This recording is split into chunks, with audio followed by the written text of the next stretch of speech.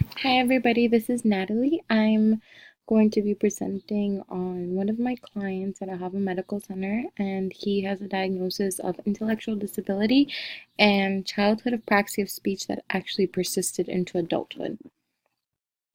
So intellectual disability, this is an overview. The prevalence of intellectual disability across the world is around 1%, and the prevalence is almost two times more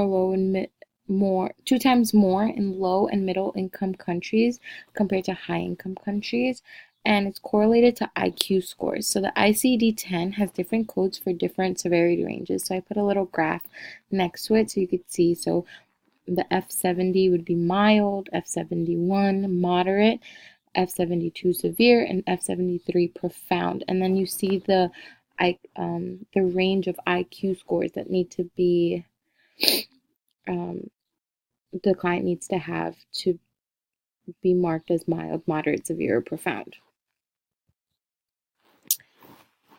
He also has apraxia of speech, and as we know, we're taking motor speech disorders. Apraxia of speech is a neurologic speech disorder that reflects an impaired capacity to plan and program sensory motor commands necessary for directing movements that result in phonetically and prosodically normal speech.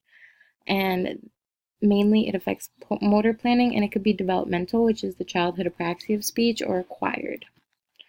So my client, his name is initials Qj. He's a 26-year-old male. He lives with his mother and maternal grandmother.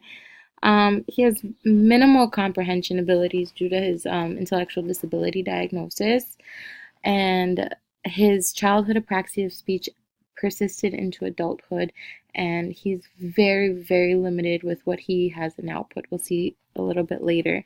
He attends adult daycare program, receives speech therapy 3 times a week, I believe, occupational therapy and physical therapy at a Hava Medical Center. There's also aquatic therapy that they receive.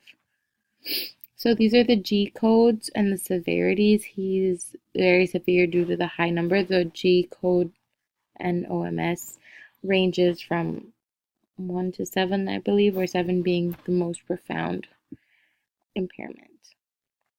And his ICD-10 codes is R48.2 for apraxia of speech and F71 for moderate intellectual disabilities.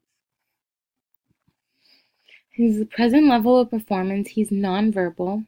He has phonemes that he produces independently.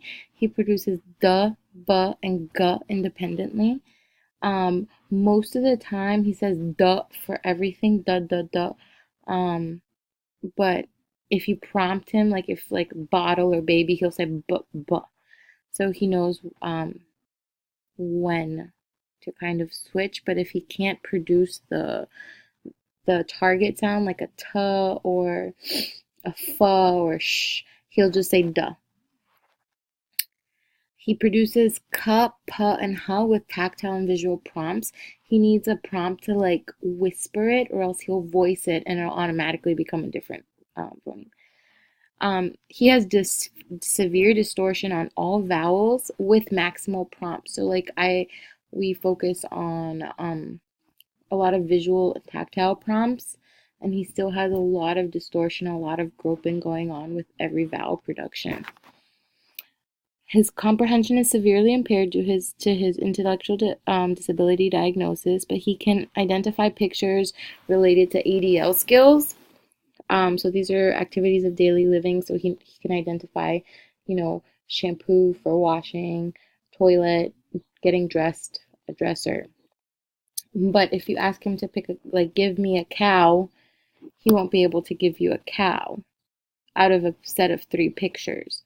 He'll just grab and give you whichever one. If you ask him to give me a duck, he won't be able to.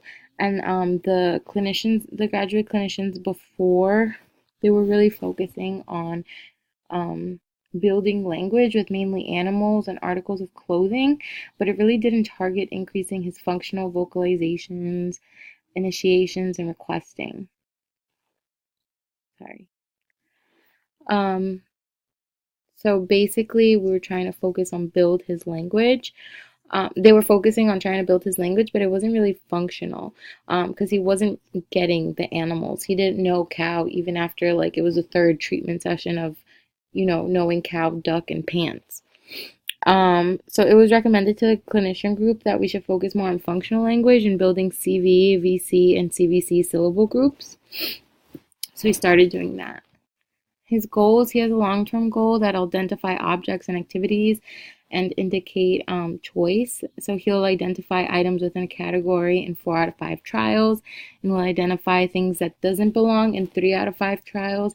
I think that one would be a little bit hard even as a long-term goal for which doesn't belong. Another long-term, I put long-term goal, sorry. Long-term goal number 2, QJ will increase vocalizations to request, refuse, and label. I like this one. He will vocalize, this one's new, so he will vocalize CV, VC, and CVC syllables to create longer, more functional vocalizations. He'll approximate functional words to refuse.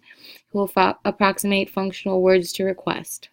And I also put in my own personal recommendation what a goal should be. He should have an AAC evaluation because he can build on identifying pictures. Like he's able to identify pictures of daily living activities, so that would be useful to like start building on his language ability from what he knows and help relieve his frustration and fatigue, because he gets a lot of fatigue from doing a lot of these approximation and like CV exercises, intelligibility drills, pretty much. So treatment with the new recommendations, QJ started actually to combine consonants. He was able to say hi, bye, and ma with tactile and visual prompts. He said bye functionally twice in one session. It was very exciting.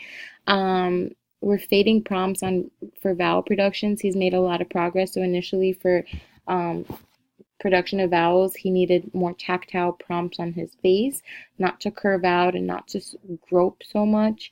Now with just visual and gestural cues, he's able to produce them not as distorted. He's requesting and using gestures and vocalizing. He's using ma for more with verbal cues, and he's gesturing forgive me with also verbal cues. So we're having progress. And these are my references. Thank you very much.